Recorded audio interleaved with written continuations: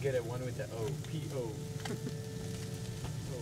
When you're racing, obviously it's all I've known for my whole life. But the most important thing that I've learned recently is that racing is a bonus. Yes, it's my life. It will be my life for, you know, hopefully the next few decades, but it ultimately has to stay as something that you love doing. And when you let it control your life is where it becomes a problem. 2019, you know, going to almost Formula One and then that coming, you know, breaking down and then trying to find a ride. And then 2022 and contract renegotiation. So it's just, I drive how I live. And I live the absolute best life that I could ever imagine and I could ever want. Norby's first time at IMS. He'll be here all month. ¿Me extrañaste o no?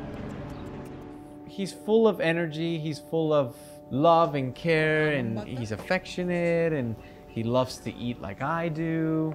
And he just reminds you that whether you're having a good day or a bad day, it's not all that bad. Because even when you have super long days and, you know, very intense weekends, it's okay to think of other things.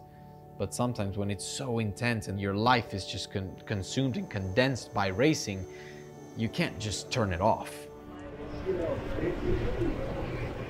Definitely busy. One of the most compressed schedules that we have, just because we basically have everything in one day and then tomorrow is just warm-up race. You want to have a good Indy road course because that's the first race that you have starting in May, and it's at IMS. Indy road course doesn't really prepare you for the 500, but it sure as hell sets the tone for the rest of your month because, well, that's the last race that you have before the 500. So we arrived with a different philosophy or a different setup. We worked at it. We got it to a really happy spot. In qualifying, you know, we transferred all the way to the Fast 6, which is always a very good thing, very hard to do in INDYCAR. Owen's coming up from grid kit. In Q3, my turn 1 in my lap was definitely not, it definitely did not deserve to be on pole.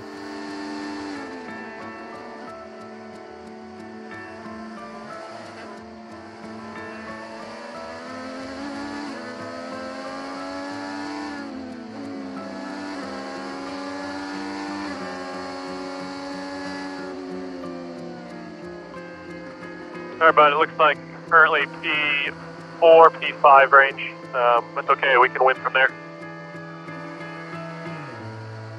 Yeah, it wasn't the best turn 1, for sure. Yep, copy that.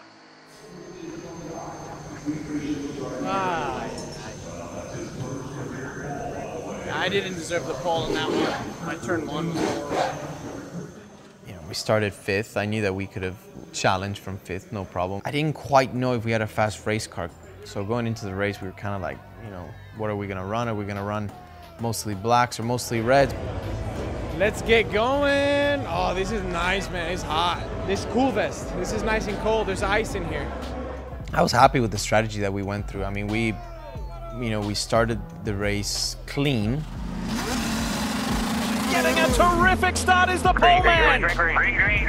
Christian Lundgaard got a flyer of a start, and Palou is going with him on the inside. A lot of cars protecting up against the concrete wall. Drivers right now, they fan out 5 wide. I think Kirkwood clipped Graham, spun him. We actually made contact. Yeah, Indy road course it's always surprising going into turn 1. It's just so tight. You've got 27 guys trying to make up positions in a very hard braking zone in a very tight corner. But then once we got kind of like through that phase, we had a very lonely race. Like the last stint, we were by ourselves. We didn't have anybody behind us. We didn't have anybody really in front of us. All right, man, you're coming to the checkered flag. Coming to the checkered flag. You're currently P2. Good job today, buddy. That was a tire save race. You did a hell of a job. Great job, my friend. Great job, everyone in the pit. Great job, everyone. We got 3 cars in the top 5, 2, 3, and 5, and we were we were on the podium on second place. See 3 guys on the podium here today. All 3 should be extremely strong in the Indy 500, but practice starts Tuesday and then qualifying coming up next weekend.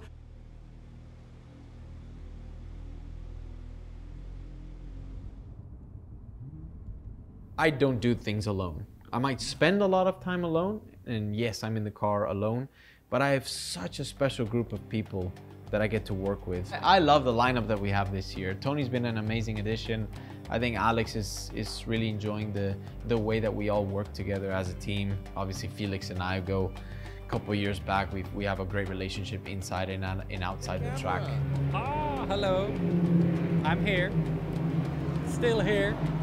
Indianapolis Motor Speedway, I mean, the process of the 500 is unlike any other track. There's basically a week of practice. Qualifying is a week before the race.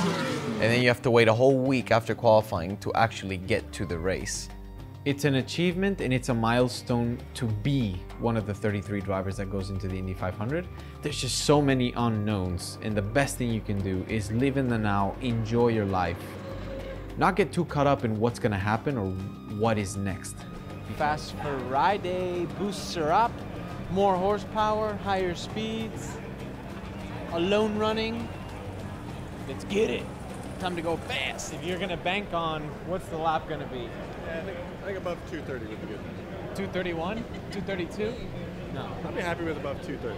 So what makes the 500 just crazier than just any other race is the preparations that it takes to be good. To be good in qualifying, to be good in the race.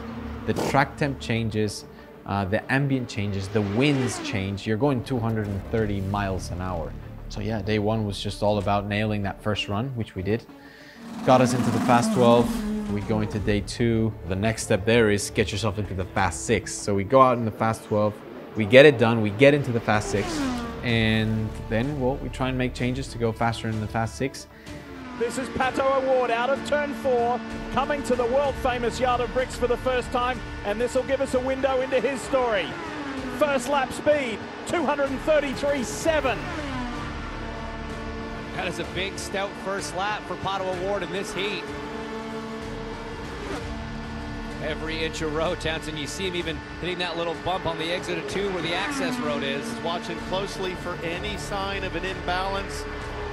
I didn't see any. I didn't see a lot of slide out of the race car too. So this looks comfortably stuck for Pato O'Ward. Regardless of where he is at, even if he finishes 6th in this Firestone Fast 6, it will be a career high starting spot in the Indianapolis 500 for Pato O'Ward.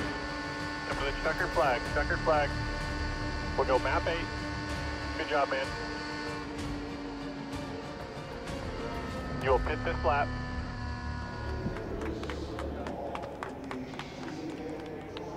I know everybody was kind of bummed that we didn't get on pole, but that's a stellar qualifying. Whether or not we got pole or not, like 4 cars in the Fast 9 against the teams that have been dominating INDYCAR for the last couple decades. That definitely says something to the work that's been done. It's my 4th Indy 500. It's the best qualifying position I've ever achieved. The team's flowing. I'm flowing with my engineers and my performance engineers and my mechanics. And I mean, there's so many positives we can take out of what has happened so far.